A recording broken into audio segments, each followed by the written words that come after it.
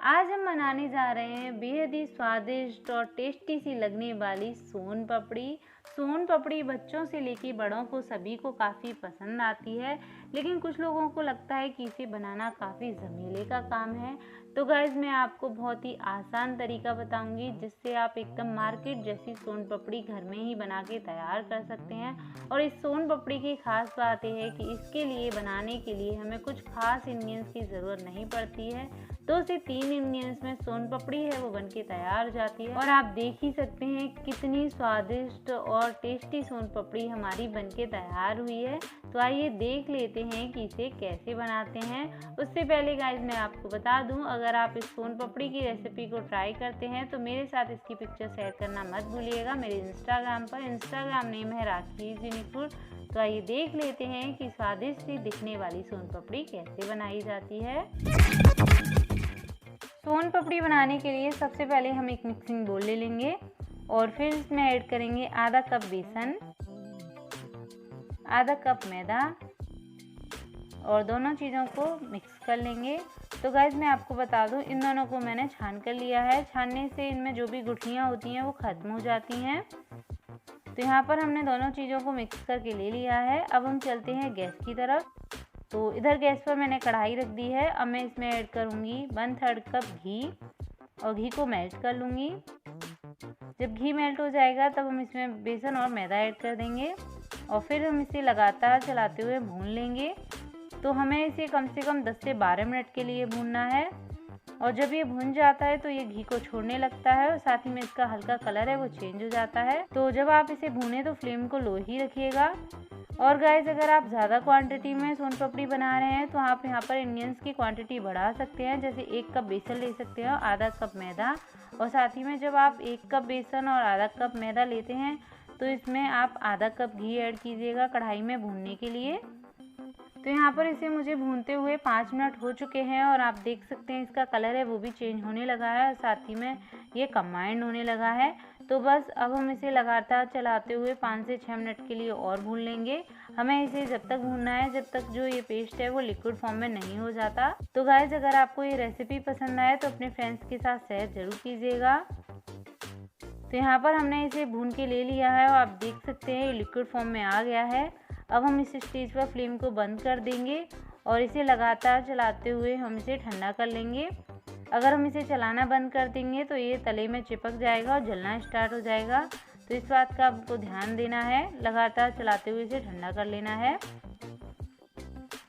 अब इधर हमने फिर से गैस पर कढ़ाई रख दी है। अब इसमें हम ऐड कर देंगे 1 कप चीनी।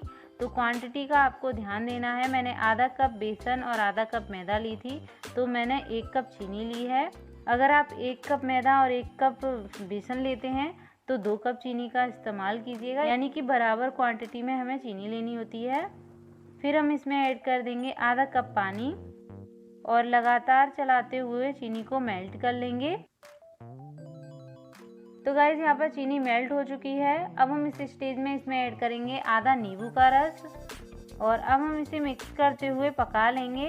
हमें इसे जब तक पकाना है जब तक हमारी चाशनी है वो बनफोद नहीं रह जाती। तो यहाँ पर मैं इसे लो टू हाई फ्लेम पर पका रही हूँ। तो इसी तरीके से लगातार चलाते रहना है।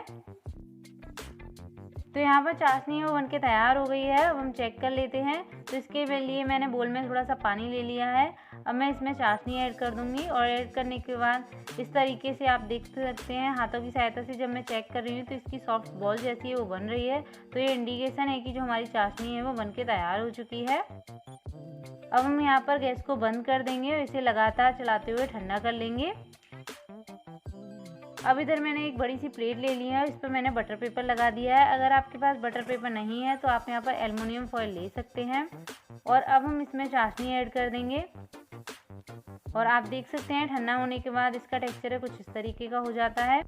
और प्लेट में चाशनी ऐड करने के बाद इस तरीके से स्पैचुला की सहायता से लगातार इस पर काम करते चलेंगे।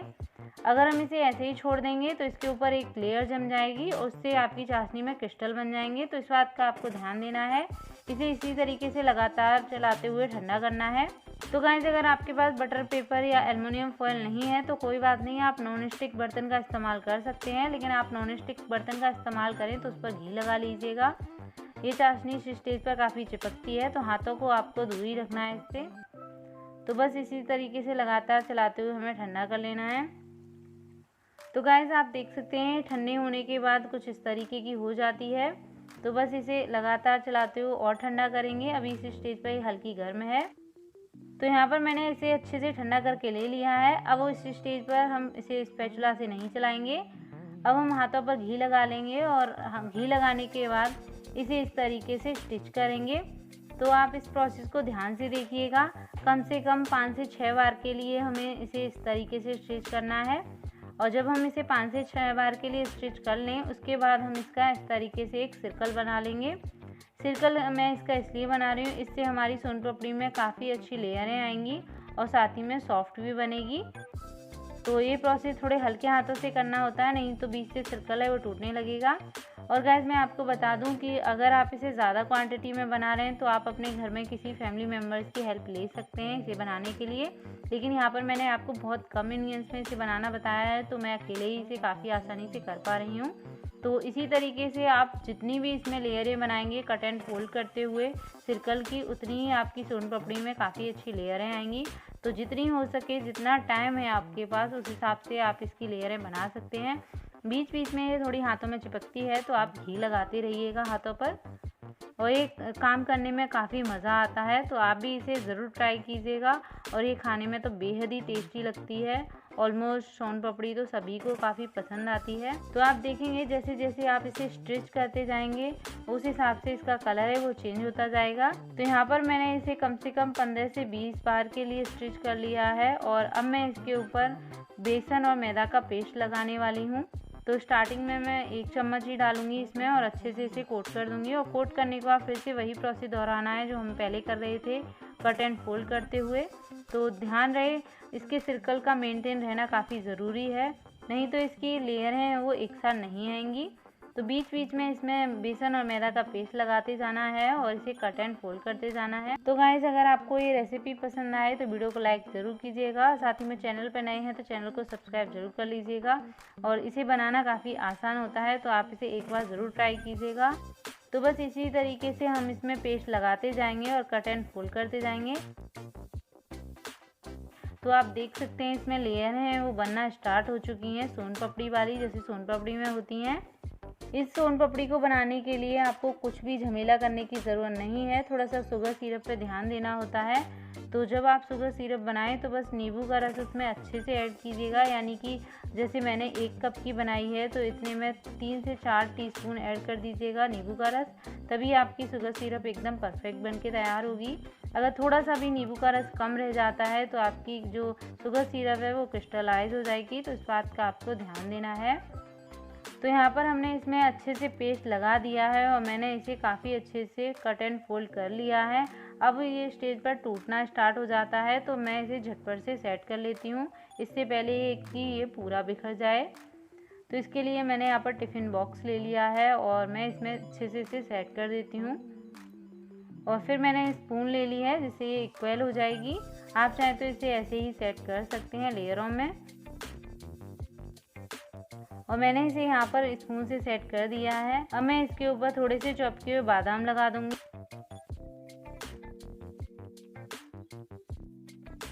और साथ ही में मैंने थोड़े से पिस्ता लिए हैं। मार्केट में अक्सर सोन पापड़ी इसी तरीके से मिलती है, तो आप देख ही सकते हैं कितनी खूबसूरत लग रही है देखने में अभी से। अब इसका मेन पॉइंट आता है कि जो हमारी सोन पापड़ी है वो अच्छे से सेट होनी चाहिए, तभी हम इसके पीसेस कट करेंगे। तो मैं इसे अब 3-4 घंटे के लिए ऐसे ही छोड़ देती हूँ। अगर आपके पास ज़्यादा टाइम है तो आप इसे ओवरनाइट भी छोड़ सकते हैं बनाने के बाद। तो जब ये अच्छे से सेट हो जाएगी तब हम इसके पीसेस कट करेंगे। तो गाइस यहाँ पर 3 से 4 घंटे हो गए हैं, सोन पापड़ी काफ़ी अच्छे से सेट हो चुकी है। अब हम इसके पीसेस कट कर लेते हैं। तो पीसेस आप अपने हिसाब से छोटे या बड़े रख सकते हैं। और आप देख सकते हैं कितनी आसानी से इसके पीसेस हैं वो कट हो रहे हैं। तो गाइस मैं आपको बता दूं, जब आप सोन पापड़ी को सेट करें तो फ्रीज में नहीं रखिएगा, रूम टेम्परेचर पे ही इसे ऐसे ही छोड़ दीजिएगा 3 से 4 घंटे के लिए।